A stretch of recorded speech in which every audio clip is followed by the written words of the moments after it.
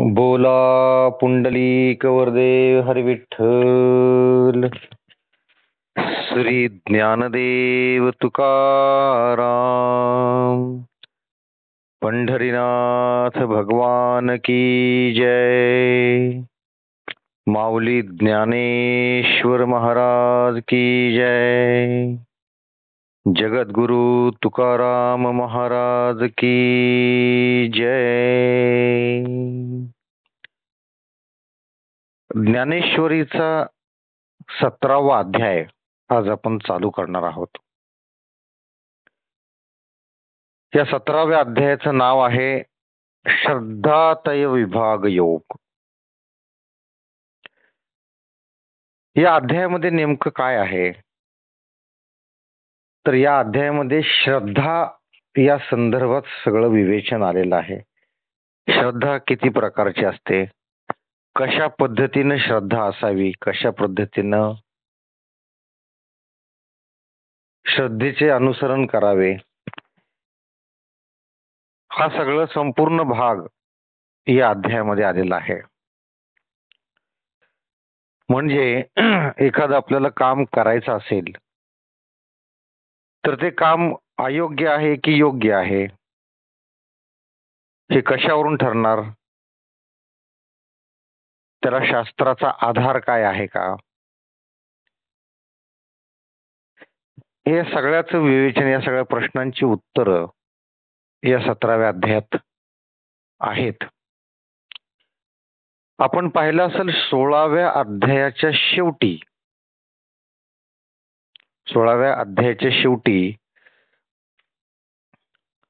24व्या श्लोकामध्ये भगवंत अर्जुनास उपदेश करताना असे म्हणलेले आहेत की तू जी काय कर्म करणार आहेस ती शास्त्र आणि वेदांना अनुसरून करायची आहेत. मग अर्जुनाच्या मनात प्रश्न पडतो की शास्त्र आणि वेदांना धरूनच जर करायचे आहेत तर मग शास्त्र म्हणजे काय. थोडक्यात काय की आपण जे काम करतो, जे कर्म करतो, जे बोलतो ते धर्माला धरून आहे का, की आपल्याकडून काय अधर्म होणार आहे. तर ह्या सगळ्या प्रश्नांची उत्तरं या श्लोकामध्ये, या अध्यायामध्ये आहेत, 17व्या अध्यायामध्ये आहेत. पाठीमागच्या म्हणजे 16व्या अध्यायामध्ये आपण हे पाहिलं की दैवी संपत्ती म्हणजे काय, दैवी संपत्ती विभाग योगाने आसुरी संपत्ती, या दोन्ही गोष्टी आपण पाहिल्या. जे चांगल्या, ज्या सात्विक आहेत त्या दैवी गोष्टी आहेत, जे विचार चांगले आहेत ते दैवी विचार आहेत, जे वाईट स्वार्थी विचार आहेत ते आसुरी विचार आहेत, त्याचे परिणामही तसे आहेत. आसुरी विचार केल्यानंतर, आसुरी गुण आपल्यात असल्यानंतर आपल्याला फळ सुद्धा तसंच मिळतं. म्हणजे आपल्याला नरकात जावं लागतं. नरकात काय काय असतं हे सगळं आपण पाहिलेलं आहे. तर आजच्या या 17व्या अध्यायामध्ये, या अध्यायाची सुरुवात करतानाच, पाठीमागच्या 16व्या अध्यायाची सुरुवात करताना ज्ञानेश्वर माऊली आपल्या गुरूंना सूर्याची उपमा देतात. तसंच आजच्या या 17व्या अध्यायामध्ये ज्ञानेश्वर माऊली, त्यांचे जे गुरु आहेत निवृत्तीनाथ, त्यांना भगवान शंकराची उपमा देतात. काय आहे नेमका हा अध्याय. या अध्यायामध्ये संपूर्ण शास्त्राच्या संबंधी गाईडलाईन्स आहेत. कशा पद्धतीनं वागावं, कशा पद्धतीनं श्रद्धा किती प्रकारची आहे. ओम तत् सत या संदर्भात विवेचन आहे. प्रत्येक श्लोकाच्या पूर्वी, प्रत्येक मंत्राच्या पूर्वी ओम काय येतं हे सुद्धा या अध्यायामध्ये आपल्याला पाहायला मिळणार आहे. तर सुरुवात करूयात. सुरुवातीच्या ओव्या पण वाचूयात, त्याचा अर्थ समजून घेऊयात आणि मग पुढे जाऊयात. अध्याय नंबर 17, श्रद्धात्रय विभाग योग. विश्व विकसित मुद्रा, जया सोडी तुझी योग निद्रा, तया नमो जी गणेंद्रा श्री गुरुराया त्रिगुण त्रिपुरी वेढिला जीवन दुर्गी आडिला जो तो आत्मा शंभूने सोडविला तुझिया स्मृती म्हणून शिवेसी कंटाळा गुरुत्वे तुची आगळा तरी हळू माया जाळा माझी तारुणी जे तुझ्या विखी मूढ तया लागी तू वक्रतुंड ज्ञानी आसी तरी अखंड उजूची आहासी दैविकी दिठी पाहता पाहता सानी तरी मिलोन्मिलनी उत्पत्ती प्रलयो दोन्ही लीलाची करीसी आहो गुरुराया ज्या तुमची योगरूपी माया जगतरूपी प्रफुल्लित अशा मुद्रेला विकसित करते त्या तुम्हा गणपतीस माझा नमस्कार असो. गुरूंना गणपती सुद्धा म्हटलेला आहे बघा. सत्व रज व तम या त्रिपुटी तिन्ही शहरांनी वेढलेल्या व जीवरूपी किल्ल्यात अडकलेला असा जो आत्मा तो तुमच्या स्मरणाने शंकरांनी मुक्त केला आहे. सत्व रज आणि तम या त्रिगुणरूपी तीन शहरांनी वेढलेला व जीवरूपी किल्ल्यात अडकलेला असा जो आत्मा आपला आत्मा ह्या त्रिगुणात अडकलेला असतो तो तुमच्या स्मरणाने शंकरांनी मुक्त केलेला आहे. तुमच्या फक्त आठवणींनी भगवान शंकराची कृपा झाली आणि त्याने तो मुक्त केलेला आहे. म्हणून श्री शंकराबरोबर तुमची तुलना केली असता ही तुमची योग्यता विशेष आहे. ज्ञानेश्वर माऊली काय म्हणतात गुरूंना, शंकराबरोबर जर तुमची तुलना केली तर तुमची योग्यता विशेष आहे. म्हणजे शंकरापेक्षाही तुमची योग्यता तसूभर जास्तच आहे. म्हणजे तुमचे पारडे थोडेसे जडच आहे. तथापि मायारूप समुद्रातून म्हणजेच भवसागरातून मुमुक्षुस तारून नेण्याविषयी नावेप्रमाणे तुम्ही हलके आहात. हा जो भवसागर आहे मायारूपी भवसागर पार करण्यात या मुमुक्षुस तारून नेण्यासाठी तुम्ही नावेप्रमाणे हलके आहात. नावेशिवाय आपण सागर पार करू शकत नाही, नदी पार करू शकत नाही. म्हणजेच गुरुचं बोट पकडल्याशिवाय गुरुचं मार्गदर्शनाशिवाय मी हा भवसागर पार करू शकत नाही असं ज्ञानेश्वर माऊली म्हणत आहेत. जे तुमच्याविषयी अजाण आहेत त्यांना तुम्ही वक्रतुंड म्हणजे वाकड्या सोंडेचे दिसता. तुम्हाला जे ओळखत नाहीयेत, गुरूंना बरेचसे लोक लक्षात येत नाहीत, बरेचसे लोक गुरूंना ओळखत नाहीत, गुरूंचं महत्व जाणत नाहीत, त्यांना ते वक्रतुंड म्हणजे वाकड्या सोंडेचे वाटतात. व जे तुमचे स्वरूप जाणतात त्यांना तुम्ही नित्य असून सरळ सोंडेचेच आहात. जे तुम्हाला जाणतात, जे तुमचं महत्व लक्षात येत, ज्यांना लक्षात येतं गुरु आवश्यक का आहे हे ज्यांना लक्षात येते त्यांना तुम्ही सरळ सोंडेचे वाटता. देवांचे डोळे पाहू गेले असता लहान दिसतात, तथापि त्यांच्या उघडझापीने आपण जगाची उत्पत्ती व नाश लीलेने करिता. आपण काय करता हे श्री गुरु राया, तो आपण काय करता की तुमच्या डोळ्यांच्या उघडझापीने सुद्धा जगाची उत्पत्ती आणि नाश हे लीलेने करता. जरी देवाचे डोळे लहान जरी असले तरी त्या डोळ्यांच्या उघडझापीने आपण डोळे उघडझाप करतो ना, त्या उघडझापीने सुद्धा जगाची उत्पत्ती आणि नाश हा लीलेने होत असतो. प्रवृत्ती रूप कान हलवल्याने म्हणजे संसार रूपी वृत्ती उत्पन्न होऊन मधाच्या सुगंध वायू सुटून त्यास लुब्ध झालेले जीवनरूपी भ्रमर गंडस्थळावर बसल्याने नीलकमलांनी तुमची पूजा केल्याप्रमाणे तुमचे गंडस्थळ शोभते. तुमचे गंडस्थळ म्हणजे गळा, गंडस्थळ म्हणजे गळा किंवा मस्तक म्हणतात त्याला. तर ते कशानं शोभतं, तर बघा, तुम्ही प्रवृत्ती रूप तुमचे कान फक्त हलवले, म्हणजे हलवले, तर संसार रूपी वृत्ती उत्पन्न होऊन मधाचा सुगंध वायू सुटतो आणि त्यास लुब्ध झालेले जीवनरूपी भ्रमर गंडस्थळावर बसल्याने, हे भ्रमर जे आहेत या सुगंधाने जे लुब्ध झालेले आहेत ते मध चाखण्यासाठी जे आलेले आहेत ते तुमच्या गंडस्थळावर बसल्याने नीलकमलांनी तुमची पूजा केल्याप्रमाणे तुमचे गंडस्थळ शोभते.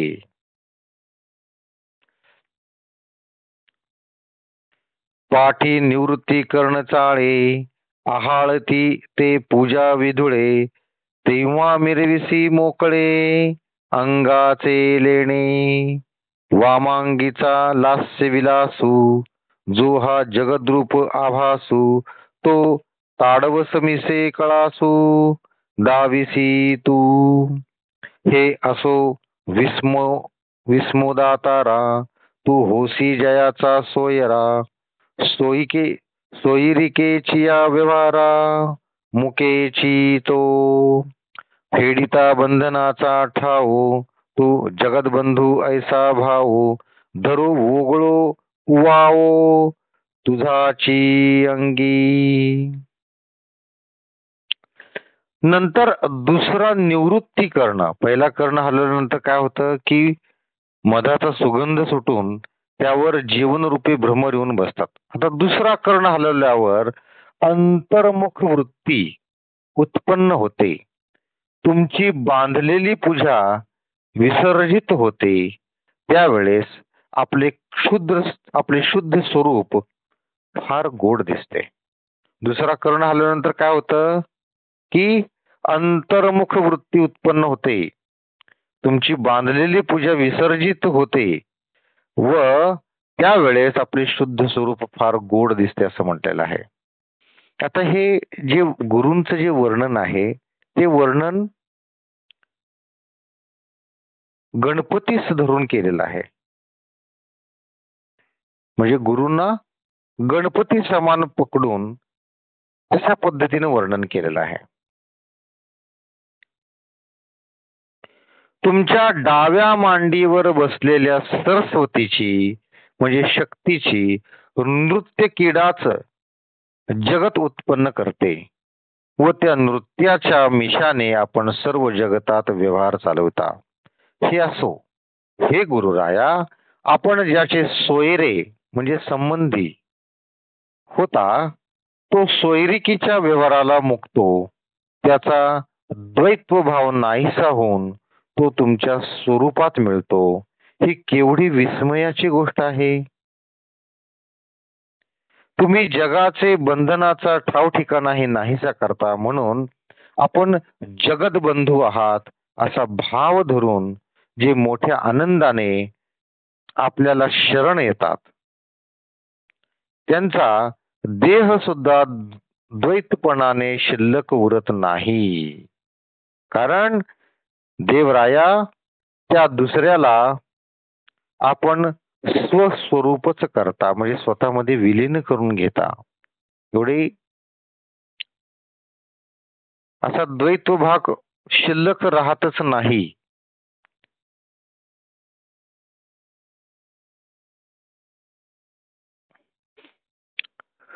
तो ते करुणी पुढे जे उपायी घेते दवडे, तया ठासी बहुवे पाडे.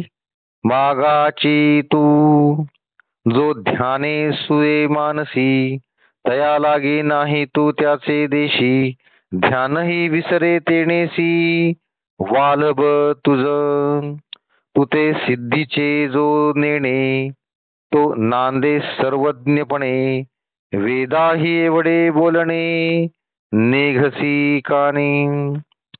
मौन गा तुझे राशी नाव, तया स्तोत्रिके वांधो हाव.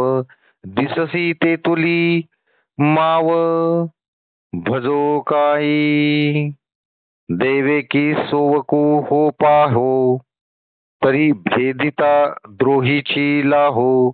म्हणून आता काही नोहो, तुझ लागी जी. जे तुम्हाला निराळा असे समजून तुमची प्राप्ती करून घेण्याकरिता धावत सुटतात, त्यांना तुमची प्राप्ती न होता तुम्ही सर्व प्रकारे मागेच आहात. काही लोक अज्ञानामुळे तुमची प्राप्ती करून घेण्यासाठी धावत सुटतात, पण त्यांना हे माहिती नसते की तुम्ही मागेच आहात. ते उगीच पुढे धावत असतात. हे कुणाला उद्देशून म्हणत आहेत? गुरूंना. जे ध्यान करण्याच्या निमित्ताने तुमची मूर्ती मनात आणतात, त्यांना तुम्ही न सापडता त्यांच्या देशासही तुम्ही वास करीत नाही. परंतु जे ध्यानासह तुमचे विषयी आपला द्वैत्व भाव सोडतात, ते तुम्हाला अति प्रियकर आहेत. काय म्हणतात बघा, की जे लोक तुमचं ध्यान करतात, तुमची मूर्ती डोळ्यासमोर आणतात, त्यांना तुम्ही सापडत नाहीत. मग काय? परंतु जे ध्यानासह तुमचे विषयी आपला द्वैत्व भाव सोडतात. गुरूंच्या विषयी द्वैत्व भाव म्हणजे काय? भेद काहीच ठेवायचा नाही. गुरु आणि आपल्यामध्ये काहीही भेद नाही असा भाव ठेवून गुरूंचे जे स्मरण करतात, त्यांना डोळ्यासमोर आणण्याचा प्रयत्न करतात, ते तुम्हाला अतिप्रिय आहेत असं सांगितलेलं आहे. तुम्ही जे सिद्ध, त्या तुम्हाला जो जाणत नाही त्यालाच सर्वज्ञ असे म्हणतात. वेदांनी जे तुमचे एवढे वर्णन केले आहे ते तुम्ही ऐकत देखील नाही. गुरुनं उद्देशून परत काय म्हणलेलं बघा, तुम्ही जे सिद्ध, त्या तुम्हाला जो जाणत नाही त्यालाच सर्वज्ञ असे म्हणतात. आणि वेदांनी जे तुमचे एवढे वर्णन केले आहे ते तुम्ही ऐकत देखील नाही. गुरूंना काय स्वतःच वाहवाही करून घ्यायची नसते. तुमचे राशीवरून मौन असे नाव निघते, म्हणून आपली स्तुती करण्याची मी कशाला इच्छा करावी. ज्ञानेश्वर माऊली आपल्या गुरूंना उद्देशून काय म्हणतात, की राशीवरून तुमचं नाव मौन असं निघतंय, म्हणजे तुम्ही कायम कमी बोलता, मौनात असता. मग म्हणून आपली स्तुती करण्याची मी इच्छा का करावी? कारण गुरूंना स्तुती आवडत नाही. म्हणून हे सर्व भासमान जगत ही सर्व आपली माया आहे. म्हणून तुमचे भजन कसे करता येईल? तुमचे भजन तरी कसं करायचं? कारण हे भासमान जग ही सगळी माया आहे.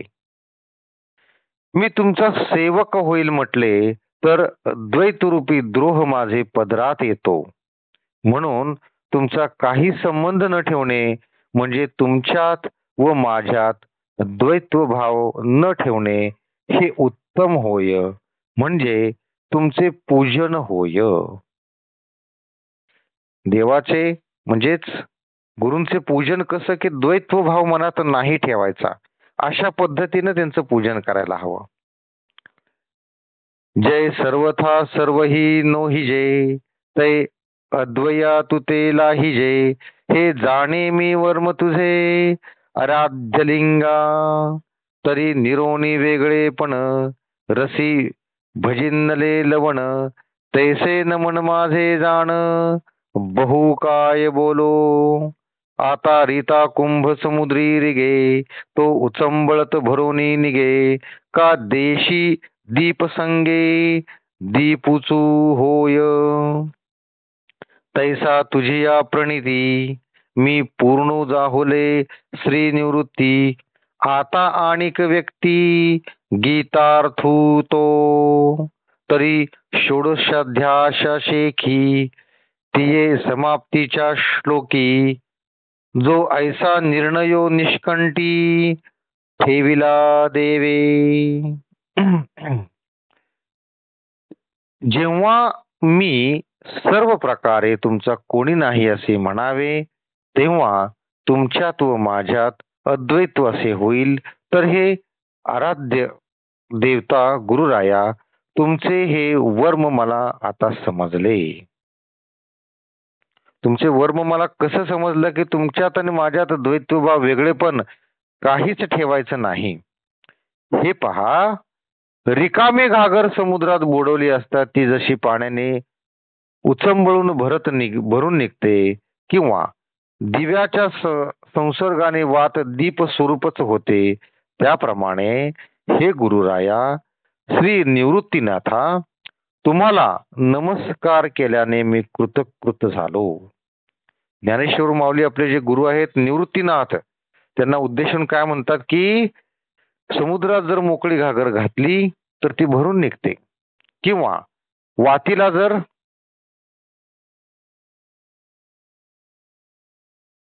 किंवा दिवाच्या संसर्गाने वात दिव्य स्वरूपच होते. एका दिव्याला दुसरी वात लावली की ती सुद्धा त्याचा सुद्धा दिवाच होतो. त्याप्रमाणे हे गुरुराया, हे निवृत्तीनाथा, तुम्हाला नमस्कार फक्त केल्याने मी कृतकृत्य होतो, धन्य झालोय मी. आता गीतेचा अर्थ मी स्पष्ट करीन. ज्ञानेश्वर माऊली आपल्या गुरुंना काय म्हणतात की मी आता गीतेचा अर्थ स्पष्ट करीन. तर 16व्या अध्यायाच्या शेवटच्या श्लोकात देवांनी जो असा निश्चयपूर्वक सिद्धांत केला की पार्था, चांगल्या अथवा वाईट गोष्टीचे आचरण करण्यास तुला शास्त्रच सर्वथैव प्रमाण मानले पाहिजे. 16व्या अध्यायाच्या शेवटी काय सांगितले भगवंतांनी? तू जे काय कर्म करतोस ते चांगलं आहे का वाईट आहे कशावरनं कळणार? त्यासाठी शास्त्राचा आधार घे असं सांगितलेलं आहे. जे कृत्य व्यवस्था अनुष्ठवया पार्था, शास्त्रची एक सर्वथा प्रमाण तुझ. तेथ अर्जुन मानसे म्हणे हे ऐसे कैसे, जे शास्त्रे विण नसे सुटिका कर्मा. तरी तक्षकाची फडे ठाकोनी कै तो मणी काढे, कै नाकीचा केशू जोडे सिंहाची ये. मग तेने तो वोविजे, तरीच लेणे पाविजे. एरवी काय असिजे रिक्त कंठी, तैसी शास्त्राची मोकळी. या कै कोण वेंटाळी, एक वाक्य तेच्या फळी पैसी जे कै.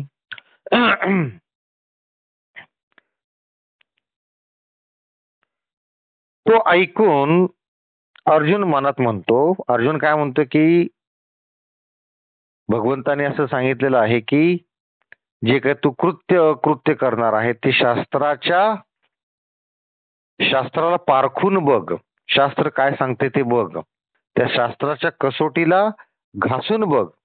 मग पार्थ म्हणजे अर्जुन काय म्हणतो की हे असे कसे, कोणतेही कर्म करण्यास शास्त्राशिवाय सुटका नाही का? झाले अर्जुनाचे प्रश्न सुरू झाले. अर्जुन प्रश्न विचारत होता कुणाला? भगवान श्रीकृष्णाला. काय प्रश्न विचारतो बघा, हे असं कसं मग, कोणतेही कर्म करण्यास शास्त्राशिवाय सुटका नाही का? सर्पाच्या जवळ जाऊन त्याच्या फणीवरील मणी कसा काढावा आणि सिंहाच्या नाकातील केस कसा मिळवावा? शास्त्राचा अभ्यास करणं एवढं कठीण आहे असं म्हणतोय अर्जुन की नागाच्या डोक्यावरचा मणी काढल्या एवढं कठीण आहे ते, किंवा सिंहाच्या नाकातला केस काढण्या एवढं कठीण आहे ते. शास्त्राचा अभ्यास करणं म्हणजे. मग त्या केसात तो ओला म्हणजे गळ्यात भूषण घालावे, नाहीतर गळा मोकळाच ठेवावे की काय?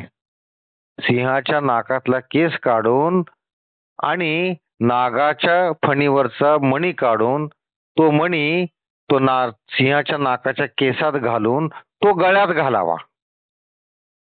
एवढं अवघड काम आहे.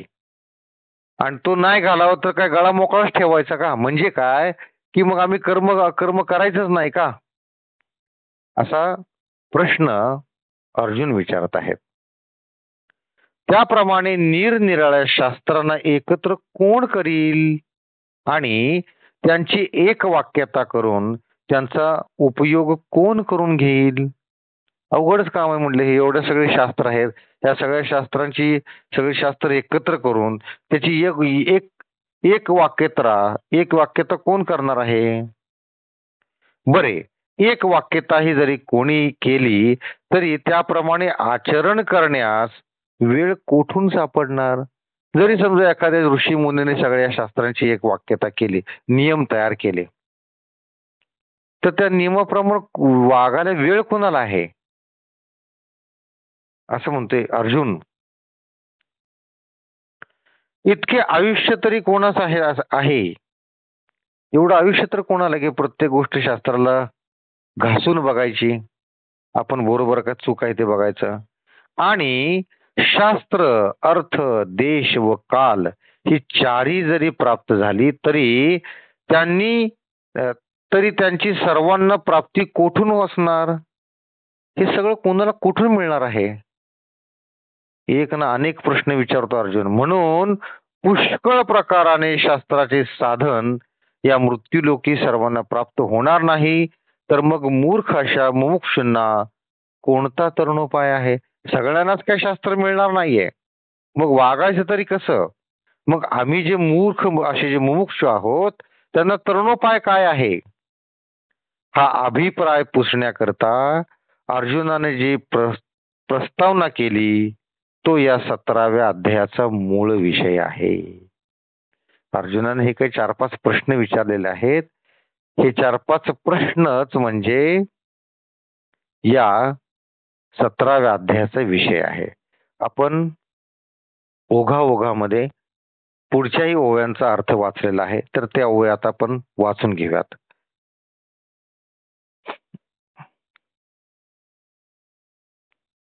जया लागी एक वाक्यता, का लाभे वेळू अनिष्ठिता, कैचा पैसा रुजीविता, एतू लालिया, आणि शास्त्रे अर्थे देशे काळे, या चुहूंची जे एक फळे, तो उपावो केमळे अगवायसी, म्हणून शास्त्राचे घडते नोहे प्रकारे बहुते, तरी मूर्खा मुमुक्षा येथे काय गती पाम. हा पुसावया अभिप्रावो, जो अर्जुन करी प्रस्तावो, तो 17व्या ठावो अध्याया येथ. तरी सर्व विषयी वितृष्णू, जो सकळ कळी प्रवीणू, कृष्णाही नवल कृष्णू अर्जुनत्वे जो. शौर्या जोडला आधार, जो सोमवंशाचा शृंगार, सुखादी उपचार जयाची लीला, जो प्रज्ञेचा प्रियतमो, ब्रह्मविद्येचा विश्रामो, सहचरो मनोधर्मो देवाचा जो. तर सर्व विषयांविषयी निरीच्छ व सकल कालात प्रवीण आणि अर्जुनाच्या रूपाने श्रीकृष्णालाही आनंद देणारा असा जो कृष्ण, तो शौर्याचा आधार, जो सोमवंशाचे भूषण आणि ज्याच्या लीलेने देवाला फार सुख होते, जो बुद्धीचा आवडता, जो बुद्धिविद्येचा विश्रांती स्थान आणि जो सदैव श्रीकृष्णाच्या अंतःकरणात असणारा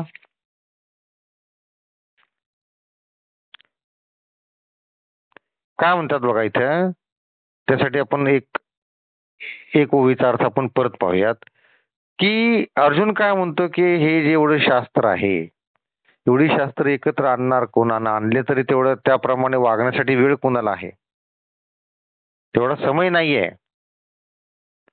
हा अभिप्राय पुसण्याकरता अर्जुनाने जी प्रस्तावना केलेली आहे ती प्रस्तावना म्हणजे या 17व्या अध्यायाचा मूळ विषय आहे. तर सर्व विषयांविषयी निरीच्छ व सकळ काळात प्रवीण आणि अर्जुनाच्या रूपाने श्रीकृष्णालाही आनंद देणारा असा जो कृष्ण म्हणजेच अर्जुन, जो शौर्याचा आधार, आता हे अर्जुनाचं वर्णन आहे. अर्जुन कसा आहे, जो शौर्याचा आधार आहे, जो सोमवंशाचे भूषण आहे आणि ज्याच्या लीलेने देवाला फार सुख होते. कुणाच्या लीलेने? अर्जुनाच्या. जो बुद्धीचा आवडता कोण? अर्जुन. जो ब्रह्मविद्येचे विश्रांती स्थान आणि जो सदैव श्रीकृष्णाच्या अंतःकरणात असणारा असा जो अर्जुन आहे, त्याने हे सगळे प्रश्न विचारलेले आहेत आणि त्या प्रश्नाची उत्तर म्हणजे हा 17व्या अध्यायाचा विषय आहे. आता श्लोक नंबर 1 त्याचा श्लोकार्थ आपण वाचूयात. अर्जुन म्हणाला, श्रीकृष्णा, जे कोणी शास्त्रविधीला टाकून खऱ्या श्रद्धेने युक्त होता ते तुम्हाला भजतात, त्यांची ती भक्ती कोणत्या प्रकारची? सात्विक, राजस की तामस? अर्जुनाने प्रश्न केला होता की हे जे भक्त आहेत, जे शास्त्रविधीला टाकून म्हणजे शास्त्रविधीला न धरता, शास्त्राचा अभ्यास न करता, शास्त्राचे गाईडलाईन्स न वापरता जे खऱ्या श्रद्धेने युक्त होऊन तुम्हाला भजतात, तर ती भक्ती जी आहे ती भक्ती कोणत्या प्रकारची? मग सात्विक, राजस की तामस? म्हणजे शास्त्राचा आधार घेणं किती महत्वाचं आहे हा प्रश्न अर्जुन इथं करत आहे. तो अर्जुन म्हणेगा, तमाल श्यामा, इंद्रिया फावलिया ब्रह्मा, तुझा बोलू आम्हा साकांक्षू पैजी, जे शास्त्रे वाचून अणिके प्राणिया स्वमोक्षो न देखे, ऐसे का कैपखे बोलिलासी, तरी न मिळेची तो देशू, नव्हेची काळा अवकाशू, जो करवी शास्त्राभ्यासू तोही दुरी, आणि अभ्यासी विरजिया होती जिया सामग्रिया, त्याही नाही अपवतिया तिये वेळी, उजू नोहेची प्राचीन नेदीची प्रज्ञा संवाहन, ऐसे ठेले अबातन शास्त्राचे जय, किंबहुना शास्त्रविखी एकही न लहातीची नखी, म्हणून विखी विखी सांडली जही, परी निर्धारुनी शास्त्रे अर्थानुष्ठाने पवित्रे, नांदता ती परत्रे साचारे जे. तो अर्जुन म्हणतो, हे तमाल श्यामा म्हणजे हे भगवंता, हे अर्जुना, हे श्रीकृष्णा, सर्व इंद्रियास प्रत्यक्ष भोगता येणाऱ्या परब्रह्मा, तुमचे भाषण मला संशययुक्त दिसते. अर्जुन काय म्हणतो श्रीकृष्णा की तुम्ही जे बोलता आहात ते मला संशययुक्त वाटत आहे. माझ्या मनात संशय उत्पन्न झालेला काय आहे? प्राणी मात्राला शास्त्रज्ञाना वाचून मोक्ष प्राप्ती होत नाही असे जे आपण एक पक्षी बोलला, त्याचा हेतू काय? बघा इथे जे अर्जुनाचे जे काही प्रश्न विचारणे आहे ही कशा पद्धतीने वाटते बघा, की पहिली दुसरीचा मुलगा आहे, त्याला आई सांगते अभ्यास कर. तो मुलगा उलट प्रश्न करतो आईला, काय होईल आई, कशासाठी अभ्यास करायचा, आणि हे अभ्यास करून काय होणार आहे, आणि हे काय गणित वाचून हे काय एबीसीडी वाचून त्याचा काय उपयोग होणार आहे, हे मीच का वाचायचं, नाही वाचलं तर काय होईल.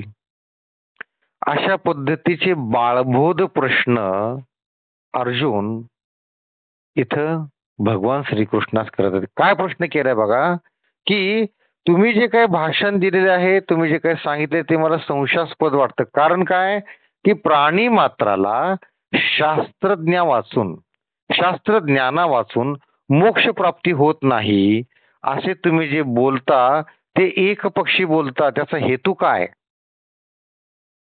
तुम्ही जे सांगितलं आम्हाला की शास्त्र वाचून काही उपयोग नाहीये, काहीच होणार नाहीये, तुम्हाला मोक्ष प्राप्ती होणार नाहीये, हे तुम्ही बोलताना हे एक पक्षी बोलता आहात. त्याला आधार काय आहे, त्याचा हेतू काय आहे, असं अर्जुन भगवंतास विचारत आहेत. तर ज्या देशात शास्त्राभ्यास करण्याची सोय आहे तीही जास्त प्राप्त होत नाही, तसेच अभ्यासाला लागणाऱ्या आयुष्याची ज्याला अनुकूलता नाही व ज्या गुरुपासून शास्त्राची माहिती मिळवायची तोही दूर आहे, आणि अभ्यासाला सहाय्य करणाऱ्या ज्या सामुग्री त्याही त्यावेळेस त्याच्याजवळ नाहीत. काय काय प्रश्न विचारतो बघा, काय काय कारण सांगतोय बघा अर्जुन. काय म्हणतोय, की ज्या देशास शास्त्राभ्यास करण्याची सोय नाही, अशा ठिकाणी तुम्ही राहताय, जंगलात राहतायत, की जिथं शास्त्राभ्यास करण्यासाठी काही सोयच नाहीये, कोणत्या गुरुचा आश्रम नाहीये, काय नाहीये, किंवा किंवा ती जरी ती जास्त प्राप्त होत नाही, तसेच अभ्यासाला लागणाऱ्या आयुष्याची ज्याला अनुकूलता नाही, ज्याच्याकडे तेवढं आयुष्यच नाहीये. एखाद्याचं बघा मरण लवकर असतं, त्याचं आयुष्याची दोरीच छोटी असते. मग काय करायचं असं म्हणतो अर्जुन. व ज्या गुरुपासून शास्त्राची माहिती मिळवायची तोही दूर आहे, गुरु पण नाहीये, मग शास्त्राचा अभ्यास कसा करायचा. म्हणजे एखाद्याला गणित विषय आवडत नाही, तो कशी कारण सांगतो, की मी हा ऑप्शनला टाकतो, मी फक्त बायोलॉजी घेतो, कारण गणित आवडतच नाही त्याला. तसं झालंय अर्जुनाचं. शास्त्राचा विषय त्याच्या मनात, ह्याचा शास्त्राचा अभ्यास करायला त्याचं मनच उत्सुक नाहीये, म्हणून तो एवढे सगळे प्रश्न विचारतो, की माझ्याकडे जर तेवढं आयुष्यच नसेल, किंवा तो गुरुच नसेल, किंवा ते साहित्यच नसेल तर त्या शास्त्राचा अभ्यास करायचं, तर मग काय. किंबहुना शास्त्राची एक वाक्यता करण्यास समर्थ नसल्याने ज्यांनी वादविवाद करण्याचे सोडून दिले आहे.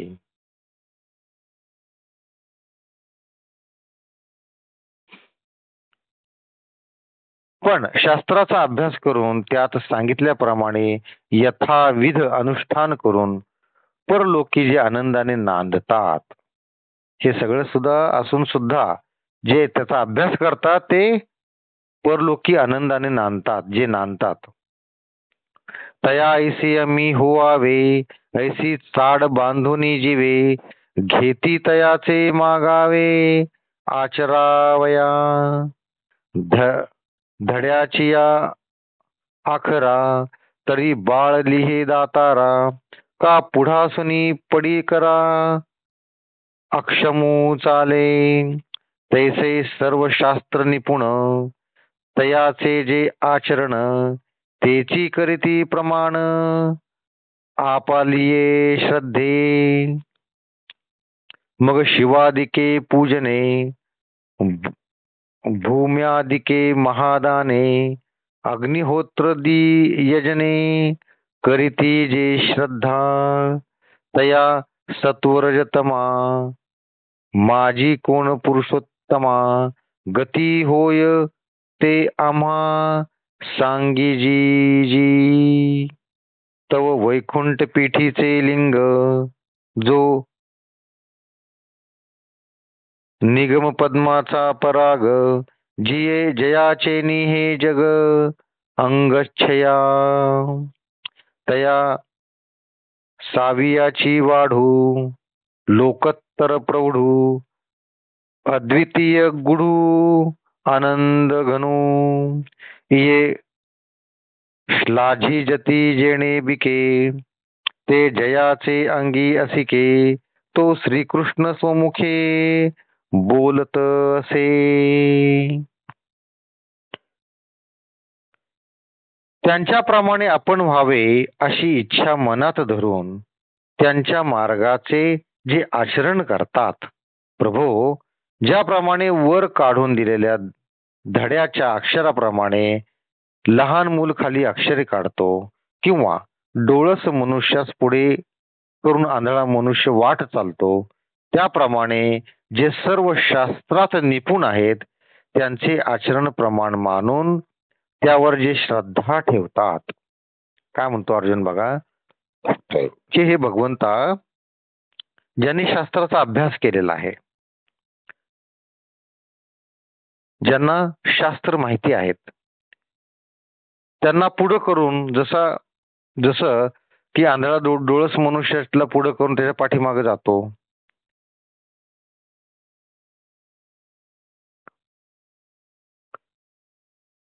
किंवा एखाद्या मुलाला आपण धडा गिरवून दिला की तो ते बघून खाली तो धडा अक्षर लिहितो, त्याप्रमाणे जे सर्व शास्त्रात निपुण आहेत त्यांचे आचरण प्रमाण मानून त्यावर जे श्रद्धा ठेवतात आणि शंकर आदी करून देवांचे पूजन करणे, भूमी वगैरे महादाने देणे व अग्निहोत्रादी यज्ञ करणे ही कर्म श्रद्धेने करतात, त्यांना पुरुषोत्तमा सत्व, रज व तम यापैकी कोणती गती प्राप्त होते ते आम्हास सांग. जे शास्त्राप्रमाणे वागतात आणि जे शास्त्राप्रमाणे वागणारे आहेत त्यांना प्रमाण मानून त्यांच्यावर श्रद्धा ठेवतात आणि दान करतात, पूजन करतात, अग्निहोत्र करतात, तर हे पुरुषोत्तमा सत्व, रज व तम यापैकी कोणती गती त्यांना प्राप्त होते ते आम्हास सांग असं म्हणतात. जेव्हा वैकुंठ पीठाचे अद्वैत अधिदैवत वेदरूपी कमलातील पराग, ज्यांच्या सत्तेने हे सर्व जग वाचते, तो लोकोत्तर प्रौढ व स्वभावतः मोठा असा काल, जो अद्वितीय, गूढ व आनंद घन आणि हे सर्व गुण ज्या शक्तीच्या आधाराने वर्णनित होतात, ती शक्ती ज्याचे अंगी आहे, तो श्रीकृष्ण भगवान स्वमुखाने बोलत आहे. अर्जुनाने हे प्रश्न विचारलेले आहेत की असे जे शास्त्र जाणणारे लोक आहेत त्या लोकांना आपण आधार मानून त्यांनी सांगितल्याप्रमाणे जर आपण दान धर्म केलं, अग्निहोत्र केलं, यज्ञ केलं, तर हे जे कर्म आहे ते सत्व, रज आणि तम यापैकी कोणत्या गतीस प्राप्त होतं ते आम्हाला सांग. तर ते आता भगवंत त्याचं उत्तर देणार आहेत. ते उत्तर श्लोक नंबर 2 मध्ये आहे, ते आपण उद्या पाहणार आहोत, म्हणजे भाग नंबर 2 मध्ये.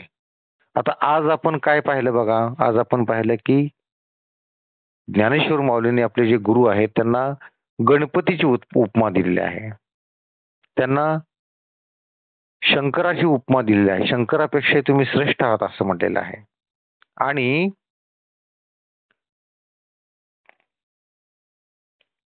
पहिल्याच श्लोकामध्ये अर्जुन भगवान श्रीकृष्णास विचारतात की शास्त्राचं महत्व काय आहे. जर शास्त्रविधी टाकून बाकी सगळ्या गोष्टी केल्या, दान धर्म वगैरे केलं, तर ते कोणत्या गुणात मोडतं? सात्विक गुणात मोडतं, राजस गुणात मोडतं की तामस गुणात मोडतं? हा प्रश्न केलेला आहे. त्या प्रश्नाचं उत्तर हे उद्याच्या भागात आपण पाहणार आहोत. सर्वांनी डोळे मिटायचे आहेत, हात जोडून घ्यायचे आहेत. हा जो 17वा अध्याय आहे त्याचं मनातल्या मनात स्मरण करायचं आहे. ज्यांनी व्यसनमुक्तीचा संकल्प केलेला आहे त्यांनी मनात तो म्हणायचा आहे. बोला पुंडलिक वरदेव हरी विठ्ठल, श्री ज्ञानदेव तुकाराम, पंढरीनाथ भगवान की जय, माऊली ज्ञानेश्वर महाराज की जय, जगद्गुरु तुकाराम महाराज की जय, सर्व संतों की जय. जय जय रघुवीर समर्थ.